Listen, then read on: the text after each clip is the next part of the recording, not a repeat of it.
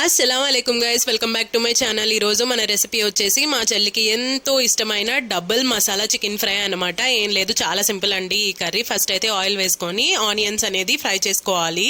Onions అనేవి కొద్దిగా brownish colour లో వచ్చిన తర్వాత మనం చికెన్ ని కడిగి పెట్టుకున్న చికెన్ ని యాడ్ చేసుకోవాలి. దీంట్లోకి ఏమీ వేయద్దు, ఓన్లీ చికెన్ ని కొద్దిసేపు ఆయిల్లో ఫ్రై చేసుకోవాలన్నమాట.